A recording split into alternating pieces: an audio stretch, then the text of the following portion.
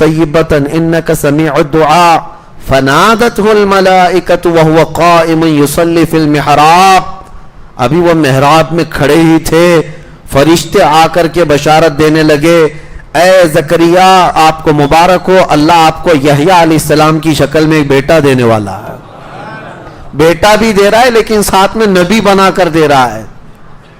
90 سال کی عمر میں حضرت زکریا علیہ السلام کو دعا تو کی ہے لیکن پھر تعجب خود کرتے ہیں. قال ربی انا یکون لی ولد، مجھے بیٹا کیسے ہو سکتا ہے. انا یکون لی غلام وکانت امراتی عاقر، میری بیوی تو بوڑھی ہو گئی ہے، سن ایاس کو پہنچی، یعنی جس کے ایام حیض ختم ہو جاتے ہیں. سن ایاس جس کو کہتے ہیں عورتوں کی عمر اوپر ہو گئی. تو حضرت زکریا تعجب بھی کر رہے میری بیوی کو بیٹا کیسے ہو سکتا ہے. فرشتوں نے کہا قال کذالک اللہ یفعل ما یشاء، اور اب فرماتا ہے وہ اللہ ایسے ہی چاہتا ہے کہ تمہیں اسی حالت میں بیٹا ہو. میرے عزیزو، اب یہاں پر ایک نقطہ عرض کرنا ہے. یہ جو لفظ ہے نا یہ بہت اہم ہے. ہنالک دعا زکریا ربہ. حضرت زکریا علیہ السلام نے محراب مریم میں کھڑے ہو کر کیوں دعا کیا جبکہ وہ خود نبی ہیں؟ اور حضرت مریم کون ہے؟ نبی نہیں ہے، اللہ کی ایک ولیہ ہے. بات یہ سوچنے کی ہے ایک نبی کی دعا ولی کی بیٹھک پر قبول ہو سکتی ہے تو پھر ایک امتی کی دعا ایک ولی کے مقام پر کیوں نہیں قبول ہوتی؟ نسبتوں کا احترام قرآن نے ہمیں بتایا ہے. پوری بیت المقدس مسجد اقصیٰ کہیں بھی دعا کرتے لیکن قرآن میں ہے جہاں بی بی مریم بیٹھتی تھی وہیں حضرت زکریا علیہ السلام نے دعا کیا. پتہ یہ چلا کہ دعاؤں کی قبولیت کی کچھ جگہیں بھی ہوتی ہیں جہاں جا کر کے دعا کریں تو فوراً اللہ قبول فرماتا ہے. اسی طرح فتاوی رضویہ شریف میں اعلیٰ حضرت نے وہ مقامات گنائے ہیں جہاں سب سے جلدی دعائیں قبول ہوتی ہیں. میں آپ کو ایک جگہ بتا دوں اعلیٰ حضرت نے جو لکھا ہے، بہت سارے مقامات لکھے ہیں، ان میں ایک جگہ امام اہل سنت فرماتے ہیں سب سے تیز دعا قبول ہونے کا مقام اجمیر معلیٰ غریب نواز کا دربار ہے. مجھے حیرت ہوتی ہے بریلی کے نام سے کچھ لوگ چڑھتے ہیں، اعلیٰ حضرت کے نام سے کچھ لوگوں کو تکلیف، جبکہ اعلیٰ حضرت نے خود یہ لکھا ہے فتاوی رضویہ شریف میں کہ دعاؤں کے قبول ہونے کی جو جگہ ہیں ان میں سے ایک جگہ اجمیر معلیٰ غریب نواز کا دربار ہے. میرے عزیزو، یہ قرآن پاک سے ثابت ہے کہ جہاں اللہ کے اولیاء بیٹھتے ہیں وہاں دعائیں قبول ہوتی ہیں. بہرحال یہ آل عمران، پھر حضرت بی بی مریم وہیں پلی بڑھی، جوان ہوئی، یہاں تک کہ ان کی جوانی تک کسی بھی مرد نے ان کو چھوا تک نہیں، ان کو چھوا بھی نہیں. حضرت بی بی مریم اور اس کے بعد پھر اللہ رب العزت کی مرضی تھی کہ جبرائیل امین علیہ السلام کو بھیجا اور انہوں نے آ کر ان پر ایک پھونک ماری. جب حضرت بی بی مریم جوان ہوئی تب کی بات، حضرت مریم حاملہ ہو گئی اور پھر حضرت عیسیٰ علیہ السلام کی ولادت ہوئی. انشاءاللہ سورہ مریم 16ویں پارے میں جب آئے گا تو حضرت عیسیٰ علیہ السلام کے متعلق تفصیلاً میں انشاءاللہ عرض کروں گا. آج عمران کون ہے، آل عمران کون ہے، وہ میں نے بتایا. عمران حضرت عیسیٰ علیہ السلام کے نانا ہیں اور آل عمران حضرت بی بی مریم اور حضرت عیسیٰ علیہ السلام کو آل عمران میں شمار کیا جاتا ہے. یہ آل عمران ہے. ان آیات میں نے اس سے قبل بھی بیان کیا اور ریکارڈ موجود ہوگا کہ جب عورتیں تمہاری حاملہ ہوں یا ولادت کا وقت قریب آئے تو یہ 2 آیتیں ہیں، قرآن شریف یہ 2 آیتیں وہ تلاوت کریں، نہایت آسانی کے ساتھ ان کی ولادت بھی ہوگی اور صرف ولادت نہیں بلکہ نیک و صالح اولاد ہوگی. یہ آیتیں میں صرف اور صرف سورہ آل عمران کی آیت نمبر یہ اناؤنس کر دوں گا کیونکہ بعد میں بہت سارے لوگ پوچھتے رہ جاتے ہیں. آیت نمبر 36 اور آیت نمبر 37 سورہ آل عمران کی. یہ 2 آیتیں جب بھی عورتیں حمل سے ہوں تو وہ یہ تلاوت کریں اور ولادت کی آسانی کے لیے سب سے بہترین آیتیں ہیں. اس کے بعد اور 2 آیتیں اس سے قبل کی تفسیر میں بھی میں نے ریکارڈ کیا ہے، آج پھر آپ کو بتاتا ہوں. دو آیتیں ایسی ہیں آج ہم نے تلاوت کی ہے. جیسا بھی تم پر بوجھ ہو قرض کا، جیسی بھی بے روزگاری ہو، یہ دو آیتیں عشاء کی نماز کی سب سے آخری 2 رکعت نفل نماز میں 5 مرتبہ پڑھتے رہیں. یہ تجربے کی بات میں بتا رہا ہوں، بہت تیز اثر کرتی ہیں اور اللہ تعالیٰ اس بندے کو بے نیاز فرماتا ہے. ہر طرح کے بوجھ سے اللہ تعالیٰ اسے بے نیاز فرماتا ہے. وہ آیتیں ہیں تولج اللیل فی النہار وتولج النہار فی اللیل، نہیں بلکہ اس سے پہلے قل اللہم مالک الملک تؤتی الملک من تشاء وتنزع الملک ممن تشاء وتعز من تشاء وتذل من تشاء بیدک الخیر انک علی کل شیء قدیر. اس کے بعد والی آیت، یہ دونوں آیتیں یاد کر لیں. اور پھر فرمایا گیا کہ اگر کوئی محکوم ہے، مزدور ہے، ان آیتوں کی تلاوت کرے، اللہ کبھی بھی اس پر کسی کو غلبہ نہیں دے گا، کوئی اس کے اوپر حکومت نہ کر سکے گا. اللہ رب العزت کی قدرت غالب ہے، اور جو بندہ اس کی تلاوت کرتا ہے وہ ہمیشہ سرخرو رہے گا، سر بلند رہے گا اور محکومیت سے محفوظ رہے گا. اور ہمیشہ یہ تمنا بھی کرنا چاہیے، میرے آقا صلی اللہ علیہ وسلم دعا بھی کرتے تھے، نعوذ بک من غلبۃ الدین وقہر الرجال، اے اللہ میں تیری پناہ مانگتا ہوں قرض کے بوجھ سے اور لوگوں کی حکومت سے، لوگوں کی محکومی سے. مجھے میرے والد گرامی نے یہ دعائیں تلقین بھی کی تھی، اور وہ فرماتے کہ میں نے کعبے کا غلاف پکڑ کر کے دعا کیا تھا کہ اے اللہ زندگی بھر مجھے کبھی کسی کی غلامی میں مت رکھ اور کبھی بھی لوگوں کی محکومی میں نہ رکھ. اسی لیے یہ وراثت میں مجھے بھی ملا ہے. میرے والد بھی بڑے عالم دین تھے اور زیادہ دن تک وہ بھی امامت نہیں کر سکے، 4-5 مسجدوں میں امامت کیے چند مہینوں میں. اور اس کے بعد بہت سارے آپ کو پتہ ہے عقل سلیم رکھنے والے لوگ حاکم بنتے ہیں امام کے اوپر، اور یہی محکومیت ہمیں پسند نہیں ہے.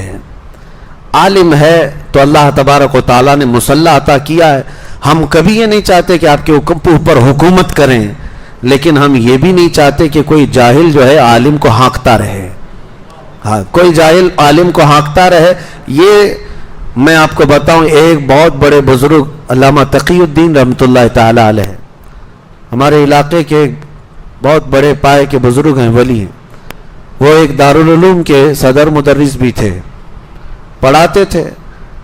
مدرس میں اور ایک مدرس تھے اور ایک عالم تھے، دونوں میں تکرار ہو گئی، بحث ہو گئی. حضرت تقی الدین رحمۃ اللہ علیہ اور ان کے، اب آپ کہیں گے کلیگ، ان کے ساتھ پڑھانے والے ایک اور عالم دین تھے، دونوں میں کچھ معاملات انبن ہو گئے. تو یہ بات چلنے لگی تو اب فیصلہ کرنے کے لیے کمیٹی والے آئے، 2 مولانا لوگوں کا فیصلہ کرنے کے لیے کمیٹی والے آئے. تو جب حضرت تقی الدین رحمۃ اللہ علیہ کو یہ بتایا گیا کہ آپ کا یہ معاملہ صلح کرا دیا جائے گا، یا جس کو کہتے ہیں سیٹ آؤٹ کر دیا جائے گا، تو انہوں نے پوچھا کون آ رہے ہیں؟ کہا کہ صدر صاحب ہیں اور سیکریٹری صاحب ہیں، یہ آ رہے ہیں. اسی دن انہوں نے لیٹر اٹھایا اور استعفیٰ لکھ کر کے دیا. کہا جہاں گنگا الٹی بہ رہی ہو، علماء جاہلوں کا فیصلہ کرنے کی بجائے جاہل اگر علماء کا فیصلہ کرنے لگیں تو اس جگہ رہنا ہی مناسب نہیں. اس کے بعد سے پھر وہ کبھی اس جگہ پر نہیں آئے. اور میرے آقا صلی اللہ علیہ وسلم نے فرمایا اذا وسد الامر الى غیر اہلی فانتظر الساعہ، جب دین کے معاملات جاہلوں کے ہاتھ میں جائیں تو انتظار کرو، قیامت بہت قریب آ چکی، بہت قریب آ چکی. اسی لیے میرے عزیزوں، ایک مشہور بات ہمارے سامنے آئی تھی. مسجد کی امامت کے لیے امام آتے رہتے، ممبئی میں تو یہ بہت چلتا ہے، ٹیسٹ دینے کے لیے آتے ہیں. پہلے جمعہ پڑھائیں گے، پھر مغرب عشاء پڑھائیں گے، دیکھیں گے ان کی قرات کیسی ہے، تقریر کیسی ہے، اور ٹیسٹ کون لے رہا ہوتا ہے؟ جاہل لوگ دیتے ہیں. ایک امام صاحب مسجد کی امامت کے لیے آئے، اپلائی کیے، جمعہ پڑھایا انہوں نے. اس کے بعد بیٹھے کمیٹی والے لوگ ٹیسٹ لینے کے لیے کہ حضرت ہم تھوڑا بہت آپ سے پوچھیں گے، اس کے بعد امامت پہ رکھیں گے. کہا ٹھیک ہے پوچھئے. تو صدر صاحب نے پوچھا قیامت کی نشانیاں کیا ہیں؟ مولانا آپ بتائیے. انہوں نے کہا سب سے بڑی نشانی تو آپ ہی ہیں. قیامت کی پہلی نشانی یہ ہے کہ جاہل جو ہے علماء کا ٹیسٹ لینے لگ جائے. اس کے بعد وہ وہاں سے نکل گئے. بہرحال بات طویل نہ ہو جائے, یہ دو آیتیں یاد رکھیں. اللہ تبارک و تعالی ہمیشہ محکومی سے محفوظ رکھے, رزق ایسا دے کہ اللہ تعالیٰ بے نیاز کر کے رزق عطا کرے, لوگوں کی محتاجی سے ہمیشہ محفوظ رکھے. اس کی دعا بھی کرتے رہو اور کوشش بھی کرتے رہو. اور پھر میں نے دوسری چیز کیا بتائی آپ کو, یہ سورہ عمران, آل عمران میں عمران کون ہے اور آل عمران کون ہے یہ بتایا. سیکنڈ نمبر پر میں نے کہا آیت مباہلہ, ایک آیت اس میں ہے. عیسائیوں کا اور حضور پاک صلی اللہ تعالی علیہ وسلم کا ایک بار اس بات پر مباحثہ ہوا کہ کون حق پر ہے. عیسائی کہتے تھے کہ ہم حق پر ہیں. نبی پاک صلی اللہ تعالی علیہ وسلم کو اللہ نے فرمایا, اے محبوب آپ ان سے کہہ دیں اگر تم حق پر ہو نا, فَقُلْ تَعَالَوْا نَدْعُوا أَبْنَاءَنَا وَأَبْنَاءَكُمْ وَنِسَاءَنَا وَنِسَاءَكُمْ وَأَنفُسَنَا وَأَنفُسَكُمْ, آؤ میں اپنے بیٹے بیٹیاں لے کر آتا ہوں, میں اپنی عورتیں لے کر کے آؤں گا, میں خود بھی آؤں گا, تم اپنے بیٹے بیٹیاں لے آؤ, تم اپنی عورتیں لے آؤ, اور تم خود بھی آؤ, اور بیٹھیں گے ایک میدان میں. یہی مباہلہ ہے, ایک مناظرہ ہے, ڈیبیٹ کرنا. یعنی میں ایک دلیل دوں گا, آپ ایک دلیل دیں گے, مناظرہ ہے. اور ایک ہے مباہلہ, اس میں بات چیت نہیں ہے, اس میں بیٹھے رہیں گے میدان میں اور دونوں دعا کریں گے. دونوں دعا کریں گے کہ اللہ جو جھوٹا ہے اس کا چہرہ کالا کر دے, یا کوئی نشانی. جیسے بہت سارے ہمارے بزرگوں نے مباہلے میں الگ الگ چیزیں اختیار کی ہیں. میں پہلے یہ حضور کا مباہلہ بتاتا ہوں. حضور پاک صلی اللہ علیہ وسلم نے عیسائیوں سے کہا آ جاؤ تم بھی آؤ میدان میں, میں بھی آتا ہوں, اور ہم اپنے اپنے رب کو پکاریں گے. جس کا دین سچا ہوگا وہ حق اس کا ظاہر ہو جائے گا. عیسائی مان گئے, کہا کہ ٹھیک ہے. نجران ایک جگہ ہے, وہاں کے عیسائی تھے. اب حضور پاک صلی اللہ علیہ وسلم اپنے گھر سے نکلے اور ساتھ میں کس کو لیا؟ سیدہ بی بی فاطمہ الزہرا کو, امام حسن کو, امام حسین کو, اور حیدر کرار علی مرتضیٰ کو. یہ پنجتن پاک کا قافلہ نکلا ہے اور نجران کی طرف. میرے عزیزوں, ناموں میں اتنا اثر ہے کہ آج بھی ہم دعا کرتے ہیں لی خمسۃ اطفی بہا حر الوباء الحاطمہ المصطفیٰ والمرتضیٰ وبناہما والفاطمہ. میرے پاس 5 نام ایسے ہیں جن سے ہر بری چیز کو اور ہر گرمی کو میں دور کر دیتا ہوں. وہ 5 نام کیا ہیں؟ ایک مصطفیٰ, ایک مرتضیٰ, ایک حسن حسین اور ایک فاطمہ. یہ 5 ناموں میں یہ تاثیر ہے. یہ پنجتن پاک کا قافلہ نکلا نجران کی طرف اور حضور پہنچ گئے. اہل حق ہمیشہ پہنچتے ہیں. نبی پاک صلی اللہ تعالی علیہ وسلم میدان مباہلہ میں پہنچے. عیسائیوں کو آنا تھا مقابلے میں, اور جو سب سے بڑا عیسائی پادری تھا وہ اپنے محل میں بیٹھا ہوا انتظار کر رہا تھا, آنے تو دیکھتے ہیں. اور جب حضور پہنچ ہی گئے تو ان کو پہلی بات تو یہ سمجھ میں نہیں آ رہا کیا یہ صحیح میں آ گئے, اور اس کے بعد دیوار پر چڑھ کر کے جھانکنے لگا کہ آئے ہیں تو دیکھ لوں پہلے. دور سے نبی پاک کے چہرے پاک کو دیکھا, اور ساتھ میں وہ ایسا منظر تھا کہ سورج جگمگا رہا ہو اور ساتھ میں چاند بھی ہو اور ستارے بھی ہوں. پھر اس آسمان کا کیا کہنا. اس نے دور سے دیکھا اور سٹپٹا گیا اور سارے عیسائیوں کو بلایا اور پکار کر کہا نادانو تم نے کس کو مباہلے کے لیے بلایا؟ دیکھ نہیں رہے وہ چہرہ؟ اور وہ عیسائی پادری کہتا ہے قسم خدا کی اگر میں مباہلے میں چلا جاؤں سامنے اور وہ نبی اگر اٹھا دے ہاتھ دعا کے لیے, قیامت تک کوئی عیسائی زندہ نہیں رہ سکتا. یہ کون کہہ رہا ہے؟ خود عیسائی پادری کہہ رہا ہے. کہا تم نے کس کو بلا لیا؟ حضور پاک صلی اللہ تعالی علیہ وسلم کے پاس وہ سرنڈر ہو گئے. کہا کہ ہمیں مباہلہ نہیں کرنا, آپ واپس تشریف لے جائیں. حضور پاک صلی اللہ تعالی علیہ وسلم واپس تشریف لائے. مباہلہ اسلام میں ہے لیکن ہونے کے چانسز بہت کم ہوتے ہیں, ہوتے نہیں. اس کی ایک وجہ ہے. سیدنا خالد بن ولید رضی اللہ تعالیٰ عنہ عیسائیوں نے ایک بار پکڑ لیا تھا اور کہا تم صحیح مذہب پر ہو, حق مذہب پر ہو, تو آؤ چلو ہم بھی ٹیسٹ کر لیتے ہیں. کہا چلو. حضرت خالد بن ولید کے سامنے جو معاملہ تھا وہ کیا تھا؟ عیسائی آئے اور ایک ایسا خطرناک زہر لا کر کے رکھا, ایسا خطرناک زہر جس کو چھونے سے چمڑی نکل جاتی تھی. اگر وہ زہر لگ جائے تو چمڑی نکل جائے گی، اتنا خطرناک زہر۔ عیسائیوں نے کہا کہ چلو اس زہر کو رکھتے ہیں اور ہم دونوں دیکھتے ہیں، اللہ کا نام لیتے ہیں۔ حضرت خالد بن ولید نے کہا یقین ہے مجھے، میں میرے رب کا نام لے کر زہر اٹھا کر پی لوں گا، تمہیں بھی پینا ہوگا۔ حضرت خالد بن ولید کو انہوں نے کہا ٹھیک ہے تم پہلے کرو۔ حضرت خالد بن ولید نے بسم اللہ الرحمن الرحیم پڑھا اور اٹھا کر پورا زہر پی لیا۔ وہ گھبرا کر بھاگنے لگے، کہا کہ یہ کون انسان ہے کیا؟ اور بہت دیر تک دیکھتے رہے کہ کچھ تبدیل ہوگا کہ نہیں ہوگا۔ کہاں سے تبدیل ہوتا؟ وہ خالد بن ولید سیف اللہ المسلول ہے، کچھ نہیں ہوا، اللہ کے نام سے پیا۔ عیسائیوں نے کہا کہ یہ کچھ جادو کر دیا تم نے، ہو سکتا ہے یہ جادو ہوگا شیشی پر یا بوتل پر۔ حضرت خالد بن ولید نے کہا پورا نہیں، جو بچا ہے اس میں وہی چاٹ لو جو بچا ہے۔ لیکن ان میں سے کسی کی ہمت اور طاقت نہیں ہو سکی کہ اس زہر کو چکھ بھی سکے۔ ہر زمانے میں یہ ہوا ہے۔ عزیزان گرامی اوقات، آگ میں جانے کا جو مباہلے کا معاملہ ہے یہ بھی کوئی پہلی مرتبہ نہیں تھا، لوگ مجھے آج پوری دنیا میں تقریباً اسی نام سے جانتے بھی۔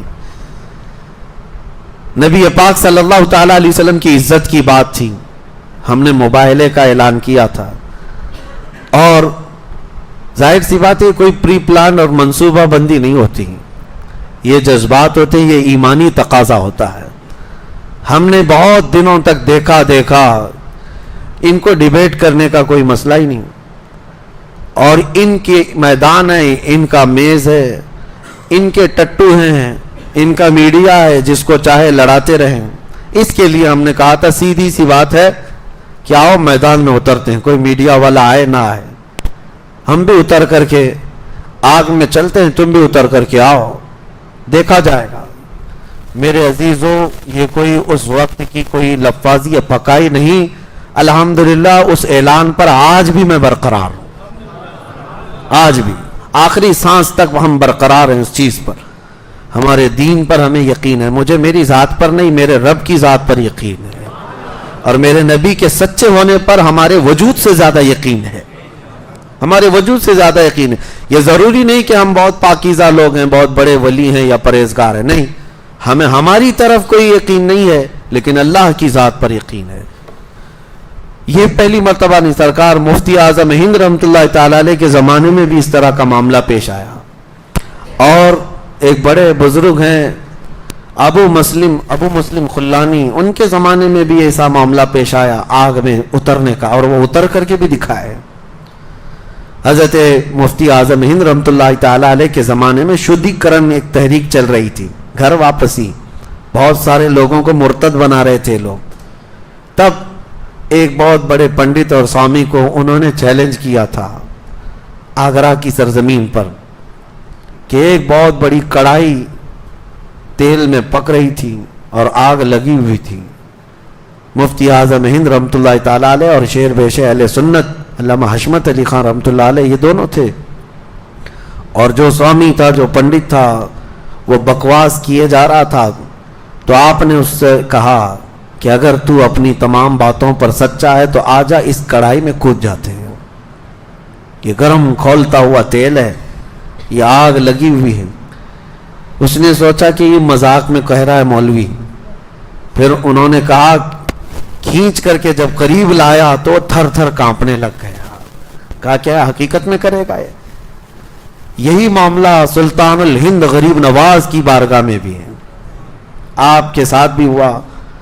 ایک مرتبہ ایک پجاری بیٹھا ہوا تھا، آگ کی پوجا کر رہا تھا، غریب نواز رضی اللہ تعالیٰ عنہ نے رک کر کے کہا کہ ذرا اس میں ہاتھ ڈالو جو تمہارا خدا ہے۔ اس نے کہا یہ تو جلائے گی۔ کہا اتنے سال سے عبادت کر رہے ہو پھر بھی جلائے گی؟ تو سرکار غریب نواز نے جب یہ کہا تو پجاری نے کہا یہ سب فلسفہ، یہ منطق چلنا چھوڑ دو، آگ کا اثر ہے جلانا، وہ جلاتی ہے۔ غریب نواز نے فرمایا نہیں، آگ کا اثر جلانا ہے لیکن بغیر حکم خدا کے نہیں جلاتی، میرے خدا کے حکم کے بغیر نہیں جلاتی۔ تو اس نے کہا اگر تم اپنی باتوں پر اتنے پکے ہو تو تم ہی ہاتھ ڈال دو۔ اس کی گود میں ایک بچہ رکھا ہوا تھا، سرکار غریب نواز نے اس کا بچہ بھی اٹھا لیا اور خود آگ میں چلے گئے. بہت بڑی آگ تھی وہ, اور ایسے چلے گئے اندر. وہ واویلا مچانے لگا, چلانے لگا کہ یہ درویش گیا تو گیا, میرا بچہ بھی لے کے گیا. بہت دیر تک وہ باہر نہیں آئے. کئی لوگوں کو اس نے جمع کر لیا, بہت سارے لوگ دیکھنے آئے. کافی دیر کے بعد سرکار غریب نواز اس بچے کے ساتھ اپنا جبہ جھاڑتے ہوئے باہر تشریف لائے. کچھ بھی نہیں تھا.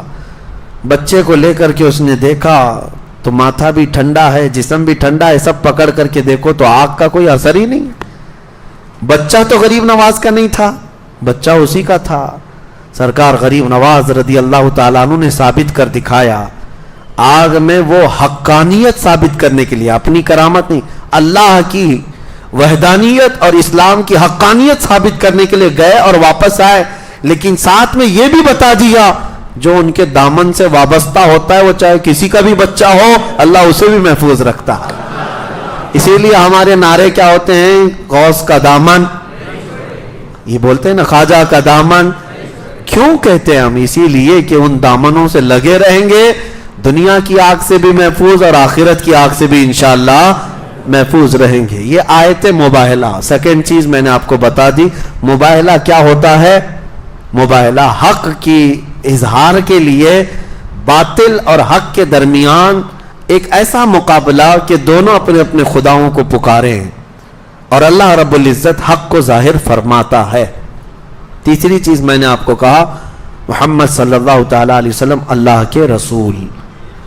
یہ معاملہ حضور کی وفات کے وقت, میرے عزیزو, ہمارا اسلام ایسا ہے جو کسی شخص پر ڈیپینڈ نہیں ہے, کسی بھی شخص پر ڈیپینڈ نہیں ہے. کوئی اگر یہ سوچتا ہے کہ مجھ سے ہی سب کچھ چل رہا ہے اور میں نہیں رہوں گا تو دین کا نظام نہیں چلے گا, تو یہ خام خیالی ہے. امت میں بڑے بڑے علماء آئے, صحابہ آئے, فقہاء آئے, لیکن کیا اسلام رکا ان کے جانے کے بعد؟ سرکار غوث پاک کا اپنا زمانہ تھا, لیکن ان کے انتقال کے بعد کیا اسلام ختم ہوا؟ غریب نواز کے بعد اسلام ختم ہوا؟ کسی کے بعد نہیں. اسلام جو ہے کسی شخص سے ڈیپینڈ نہیں. اللہ تعالیٰ اپنے دین کی خدمات کسی سے بھی لیتا ہے, لیکن یہ دین صبح قیامت تک رہے گا. نبی پاک صلی اللہ علیہ وسلم کی وفات کے بعد یہ دین نہیں رکا, تو پھر اب کسی اور کے بعد کیوں رکے؟ حضور کا جب انتقال ہوا تو صحابہ میں ایک بہت بے چینی تھی, بہت بے چینی تھی. صحابہ اکرام ایسی کیفیت میں تھے کہ ان کو بتانا مشکل ہے. لیکن صدیق اکبر نے یہی آیت تلاوت کی تھی جو آج ہم نے تلاوت کی, وَمَا مُحَمَّدٌ إِلَّا رَسُولٌ قَدْ خَلَتْ مِن قَبْلِهِ الرُّسُلُ أَفَإِن مَّاتَ أَوْ قُتِلَ انقَلَبْتُمْ عَلَىٰ أَعْقَابِكُمْ وَمَن يَنقَلِبْ عَلَىٰ عَقِبَيْهِ فَلَن يَضُرَّ اللَّهَ شَيْئًا. حضرت ابو بکر نے منبر پر کھڑے ہو کر کے یہ آیت تلاوت کی. حضرت عثمان غنی کو صحابہ بتاتے ہیں ایسی حالت تھی جیسے بچوں جیسی حالت ہو گئی تھی. حضرت علی پتھر کی طرح جامد کھڑے ہو گئے تھے, کوئی ہلائے تو ہلتے نہیں تھے. صحابہ جہاں تھے وہیں دیواروں سے کوئی چپکے ہوئے کھڑے تھے. حضرت عمر تو تلوار نکال کر کہہ رہے تھے کہ کوئی کہے گا کہ میرے نبی کا انتقال ہوا, میں گردن مار دوں گا. حضرت عمر تسلیم کرنے کو تیار نہیں. وہ کہہ رہے تھے کہ جیسے موسیٰ علیہ السلام کوہ طور پر گئے تھے اللہ سے کلام کرنے کے لیے, ہمارے نبی بھی گئے ہیں, وہ واپس آئیں گے. حضرت عمر کی غلبہ محبت تھا سب کے اندر. حضرت ابو بکر نے اس وقت یہ آیت تلاوت کی. کہا کیا اس آیت کا معنی؟ محمد اللہ کے ایک رسول ہیں, ان سے پہلے بھی رسول آئے اور چلے گئے. اور حضرت ابو بکر کہتے ہیں تم میں سے جو محمد صلی اللہ علیہ وسلم کی عبادت کرتا تھا وہ سن لے کہ محمد صلی اللہ علیہ وسلم کا انتقال ہو چکا, اور جو اللہ کی عبادت کرتا تھا وہ اللہ حی اور قیوم, کل بھی زندہ تھا, آج بھی زندہ, ہمیشہ زندہ رہے گا. تم کس کی عبادت کرتے ہو؟ صحابہ اسی وقت کھڑے ہوئے اور کہا ہم کو تو ہمارے نبی نے صرف اللہ کی عبادت سکھائی, وہ اللہ حی اور قیوم ہے, ہمیشہ زندہ ہے. پھر سب صحابہ کھڑے ہو گئے. نبی پاک صلی اللہ تعالی علیہ وسلم کے وصال کے بعد سب کو کھڑا کرنا یہ معمولی کام نہیں تھا. یہ صحرا حضرت ابو بکر صدیق کے سر جاتا ہے. میرے عزیزو یہ بہت بڑی بات ہے. غم میں ایسا ہوتا ہے کہ کبھی اگر آپ کے گھر میں آپ کے باپ سب سے اہم ہو, باپ کا انتقال ہو جائے تو گھر سونا سونا ہو جاتا ہے, لوگ بیٹھے رہ جاتے ہیں, کچھ کرتے نہیں ہیں. سمجھ میں نہیں آتا کرے کیا. وہ تو امت کے آقا، ہم غریبوں کے والی تھے، وہ صحابہ کی آنکھوں کی ٹھنڈک تھے. جس دن میرے آقا انتقال کر گئے، مدینے والے کہتے ہیں اس سے زیادہ کالا، یعنی اس سے زیادہ تاریک دن، اندھیرا مدینے میں کبھی آیا ہی نہیں جس دن حضور کا انتقال ہوا تھا. اور مدینے والے کہتے ہیں جس دن حضور ہجرت کر کے مکہ سے مدینے آئے تھے، اس دن سے زیادہ روشن دن ہم نے مدینے میں کبھی دیکھا ہی نہیں. یہ مدینے والوں کا عقیدہ بھی تھا. میرے عزیزوں، یہ آپ کو یہاں سے مجھے یہ بتانا ہے کہ اگر کوئی شخصیت ایسی ہے جس سے پورے لوگ جڑے ہوئے ہیں تو آپ یہ سمجھ لیں اس شخصیت کے انتقال کے بعد کام ختم نہیں ہونا چاہیے. ہمارے دین کا نظام ایسا ہے، اللہ اور اس کے رسول کے لیے کام کرو، کسی شخص کے لیے نہیں. آج لوگ اگر مجھ سے جڑے ہوئے ہیں تو میں ان سے بھی کہوں گا میرے لیے کوئی کام نہ کرے. میں آج ہوں جس طرح سے، کل میں بھی مر جاؤں گا. جب ہمارا جنازہ نکل جائے تو یہ نہیں کہ ان کے لیے ہم کرتے تھے وہی چلے گئے تو ہم چھوڑ دیے، تو گویا کہ تم اللہ اور اس کے رسول کے کاموں پر نہیں تھے، شخصیت پرستی تھی. اسی لیے آج سے یہ عادت ڈال لو، کوئی ہو یا نہ ہو، مجھے اللہ اور اس کے رسول کی رضا کے لیے کام کرنا ہے. یہ اس آیت سے میں آپ کو پیغام دیتا ہوں. آخری چیز، سورہ نساء میں جو احکام آئے عورتوں کے لیے، اللہ نے فرمایا فَانْكِحُوا مَا طَابَ لَكُم مِّنَ النِّسَاءِ، عورتوں میں سے جو تمہیں پسند آ جائے ان سے نکاح کر لو. نکاح بہت ضروری ہے نوجوانوں. میرے آقا نے فرمایا نکاح کے بعد ایمان کمپلیٹ ہو جاتا ہے. نکاح، اور اسی میں اللہ نے فرمایا کہ نکاح کرو، اگر تم فقیر بھی ہو تو اللہ اپنے فضل سے تمہیں غنی بنا دے گا. یہاں تو لوگ سٹینڈ ہونے کے چکر میں پتہ نہیں بڑھاپا نکال لیتے ہیں.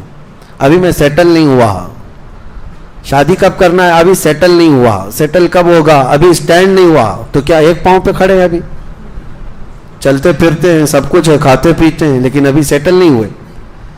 اور سیٹل ہونے کے چکر میں ایک بات آپ کو میں بتا دوں، کبھی سیٹل نہیں ہوتا آدمی.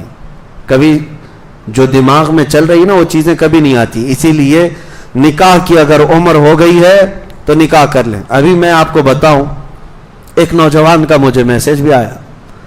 وہ بیچارہ شادی کا خواہش مند ہے اور نوکری ابھی بھی اس کو لگی ہے، اور وہ ہم سے تو کہہ رہا ہے.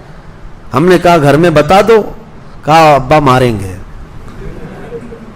کیوں؟ کہا عمر ابھی 21-22 سال کی ہے، گناہ میں پڑنے کا اندیشہ مجھے بہت زیادہ ہے. میں نے کہا بیٹا اسلام کا یہ فریضہ ہے، اگر اندیشہ ہے گناہ میں پڑنے کا تو نکاح فرض ہو جاتا ہے.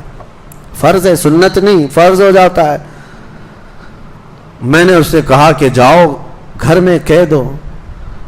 تو 2-3 دن کنٹینیو سمجھانے کے بعد گیا اور گھر میں جا کر بولا کہ مجھے نکاح کی ضرورت ہے. جیسا بیچارے کا اندیشہ تھا باپ نے ویسا ہی کیا اس کے ساتھ.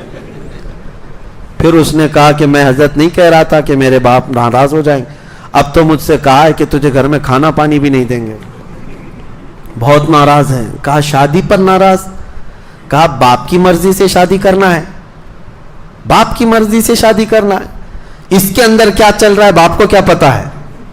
میرے عزیزو، جو اگر باپ ہیں تو ان کو میں بتاتا ہوں، کسی کو زور زبردستی اس طرح روک کر مت رکھو، نہ بیٹیوں کو نہ بیٹوں کو. ان کی اگر عمر ہو گئی ہے تو ان کو اپنی زندگی نبھانے دے دو. کچھ لوگوں کو ایسا لگتا ہے کہ اتنی جلدی کر کے کیا کرے گا، اتنی جلدی گناہ کے اڈے قائم کرے گا تو فرق نہیں پڑے گا. شادی کر کے ایک اچھا معاشرہ تشکیل دینا چاہتا ہے تو اسے آزاد رکھو. بعض مقامات پر ہو سکتا ہے کچھ ماں باپ ان کے لیے سخت ہو جاتے ہوں، ہرگز نہ کریں. میرے آقا کا فرمان سنیں، 3 چیزوں میں تاخیر کرنا گناہ ہے. جب کسی کا انتقال ہو جائے تو جنازہ اٹھانے میں تاخیر کرنا گناہ ہے. جب نماز کا وقت ہو جائے تو تاخیر کرنا گناہ ہے. اور پھر فرماتے ہیں جب لڑکی بالغ ہو جائے تو اس کے نکاح میں تاخیر کرنا گناہ ہے. یہاں تو عمریں نکال دیتے ہیں لوگ اور بہت سارے اس کے لیے پتہ نہیں کیا کیا معاملات ہیں. بہرحال اس کو آسان بنا ہے. اب یہاں پر ایک لطیفے کے طور پر ایک بات میں بتا دوں، آپ کو بھی سمجھا دوں. کل کو کوئی بیٹھ کر کے آپ کو پٹی پڑھانے کی کوشش کرے تو یہ بات یاد ہونی چاہیے. آیت ہے फनकिहू मा ताब लकुम मिनन निसाई मथना व सुलास व रुबा, तुम में से जो औरतें पसंद आ जाएं निकाह कर लो, 2-2, 3-3, 4-4। ये लफ्ज है। 2 मसना का मतलब होता है 2-2, सुलासा का मतलब होता है 3-3, रुबा का मतलब होता है 4-4। वैसे भी मैं आपको बताऊं, पूरी उम्मत जानती है हमारी शरीयत में कितने निकाह जायज हैं? 4 हैं। करना नहीं करना ये अलग मसला है। जायज कितने हैं? 4 हैं। लेकिन मैं आपको एक लतीफा बताऊं, एक जमात ऐसी है जिसने 18 निकाह जायज कर दिए। हाँ, 18 निकाह। शिया हजरात में एक तबका है, शिया हजरात में एक तबका है, उनके यहाँ 18 तक जायज है। कैसे? मैं बताता हूं। 2-2, 4, 3-3, 6-4 और 4-4, 8, 8 और 10। हाँ, उन्होंने ऐसे कैलकुलेट किया है। ये तो अच्छा है मेरे अजीजों, यहां 4-4 तक का लफ्ज आया है, वरना ये पता नहीं कैलकुलेशन कहां तक ले जाते हैं। ये मुहावरे का लफ्ज है, मुहावरे का लफ्ज है। जैसे अल्लाह ताला ने कुरान में फरमाया, मुनाफिकीन मर जाएं, उनके ऊपर तुम 70 बार भी इस्तिग़फ़ार करोगे तो अल्लाह नहीं कबूल करेगा। 70 बार मतलब एक तादाद बताने के लिए कहा गया है, ऐसा नहीं कि 70 बार करेगा, उससे ज्यादा करेगा तो माफ हो जाएगा। कुछ वर्ड्स ऐसे होते हैं जो मुहावरे के लिए इस्तेमाल किए जाते हैं।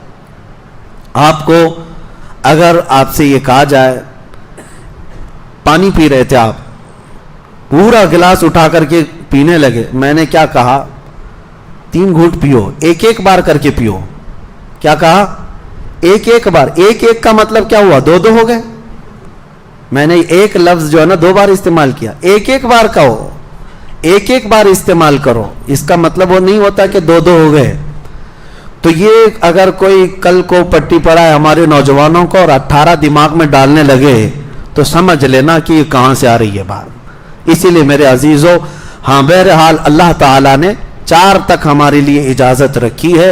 इस पर भी आज हमारे मुल्क में कई पाखंडियों को दर्द है, फिर 18 पर क्या वावेला मचेगा। 4 पर ही इनको तकलीफ बहुत ज्यादा है। 18 का अगर शोशा छोड़ दिया जाए, पता नहीं। आपको ये बात भी बता दूं, 4 पे तकलीफ क्यों है? 4 मुसलमान करता नहीं, अलग बात है, बहुत मुश्किल से किसी की 2 हो नहीं, 2 हैं, और 4 तक जाना अब के जमाने में बहुत मुश्किल है। लेकिन इस्लाम ने एक दरवाजा कुशादा रखा है। आपको इसकी हिकमतें भी मालूम होनी चाहिए। औरतों की तादाद मर्दों से ज्यादा है। आप कहीं पर भी जा करके मालूमात हासिल कर लें, मर्दम शुमारी में भी आपको मिल जाएगा। कई इलाके ऐसे हैं जहां औरतों की तादाद मर्दों से ज्यादा है। और पहले का दौर ऐसा था कि जंगों में सबसे ज्यादा कौन शरीक होते? नौजवान लोग। और जब वो शहीद हो जाते तो उनकी बेवाएं क्या करती? क्या वो जिंदगी भर ऐसी बैठी रहती? तो जो बाहयात हैं उनको हुक्म हुआ कि तुम्हारी एक बीवी है तो कोई और एक बेवा और एक को रख लो, ताकि वो फाहिशा होने से, वहशा होने से तो बेहतर है कि किसी की बीवी बनकर के जिंदगी गुजारे। ये इस्लामी हिकमत है। किसी औरत को इसी तरह आजाद छोड़ देना इससे बेहतर है कि किसी की बीवी बनकर के वो घर संभाले।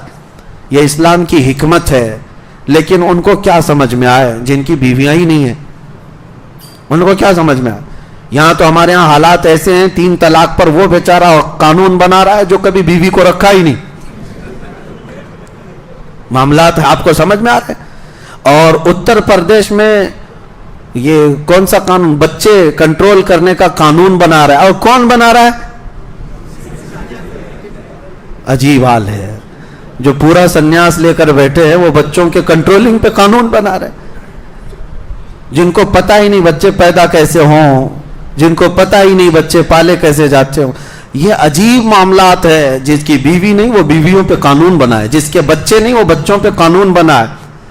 यहां पर अब मैं आपको बताऊं, मेरे मुस्तफ़ा करीम सल्लल्लाहु अलैहि वसल्लम ने औरतों के हुकूक बयान किए पूरी कायनात को, लेकिन हुजूर ने 10 निकाह करके औरतों को संभाल करके भी दिखाया है।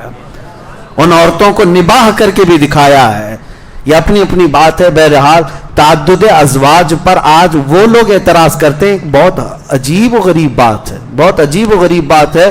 ہمارے ملک میں سب سے زیادہ جو دھرم ہے, جو ریلیجن ہے, وہ سناتن ہے, ہندو دھرم ہے. اور ان کے اگر کچھ لوگ اس طرح کے 4 بیویوں پر اعتراضات کرتے ہیں تو مجھے حیرت ہوتی ہے, کیونکہ شاید انہوں نے اپنی مقدس کتابیں نہیں پڑھی. کرشنا جی کی کتنی بیویاں تھیں شاید پتہ ہی نہیں. پتہ ہوتا تو کس طرح کی باتیں کرتے. بہت سارے ان کے مقدس جو شخصیات ہیں ان کی بیویوں کی تعداد انہیں پتہ ہی نہیں. کسی کی 100 ہے, کسی کی 200 ہے, بہت ہے. بلکہ مقدس کتابوں کی, میں مقدس کتابوں کی ایک روایت بتاؤں, 16,400 پلس کچھ بیویاں بھی ایک صاحب کی, یہ بھی موجود ہے. تو اس کو کیوں نہیں تسلیم کرتے؟ جب وہاں پر بھی ہیں یہاں پر بھی ہیں تو یہ سب باتیں چھوڑ دو. تعدد ازواج یعنی کثرت سے بیویاں کرنا اسلام ہی کی بات نہیں, ہر دین میں کہیں نہ کہیں یہ چیزیں پائی جاتی ہیں, لیکن ان کو بیوقوف بنانا ہے پوری دنیا کو اور اسلام کو بدنام کرنا ہے, اس لیے ٹارگٹ کرتے ہیں. بہرحال آپ خوش رہیں, اللہ تبارک و تعالیٰ نے آپ کو سب سے پاکیزہ دین عطا فرمایا ہے. جب جب ضرورت ہو 1 کرو, 2 کرو, 3 کرو اور 4 کرو, کسی کا کوئی ٹینشن نہیں ہے, کسی کو سوچنا نہیں ہے, اس لیے کہ پالنا ان کو نہیں ہے اور نہ آپ کو ہے. میرا مولا فرماتا ہے ہم تم کو بھی رزق دیں گے اور تمہاری اولاد کو بھی رزق دیں گے. اللہ رزاق حقیقی ہے. آخری چیز یہی تھی سورہ نساء کی, اور جو وراثت کے معاملات تھے وہ آپ کو تفصیل سے معلوم کرنا پڑے گا. وراثت کس کو کتنی ملتی ہے یاد رکھو. اگر کسی کا حق آپ نے ایک بالشت زمین کسی کی ہڑپ کر کے رکھ لیے, حضور پاک صلی اللہ علیہ وسلم فرماتے ہیں کل قیامت کے دن پوری زمین اٹھا کر اس کے گلے کا طوق بنا کر ڈالی جائے گی. پوری زمین کا طوق بنا کر اس کے گلے میں ڈال دیا جائے گا, وہ گردن نہیں اٹھا سکے گا.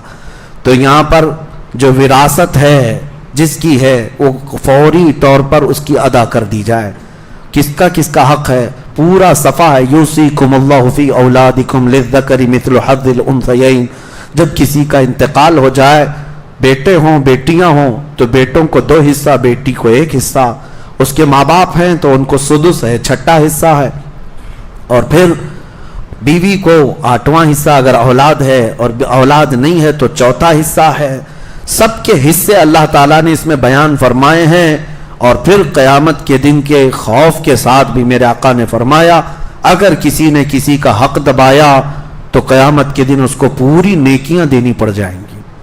اور پھر اگر پھر بھی حق پورا نہیں ہوا تو جس کا حق تم نے کھایا تھا اس کے گناہ اٹھا کر تمہارے اوپر ڈال دیے جائیں گے. اس لیے بہنوں کا حق ہے, ماں باپ کا حق ہے, بچوں کا حق ہے, بھائیوں کا حق ہے. جس کا حق ہے شریعت کی روشنی میں اسے ادا کر دو. اور لے کر کے بھی کتنے سال جیو گے, مرنا تم کو بھی ہے. اسی لیے دنیاوی لالچ میں آ کر کے آخرت تباہ نہ کرو. اللہ کریم ہم سب کو حقانیت کے ساتھ زندہ رہنے کی توفیق عطا فرمائے, شریعت مصطفیٰ کی پیروی کرنے کی توفیق عطا فرمائے, قرآن عظیم کی آیات بینات اور اس کے مفاہیم اور اس کی تفاسیر پر عمل کی توفیق عطا فرمائے. وآخر دعوانا ان الحمد للہ رب العالمین. السلام علیکم.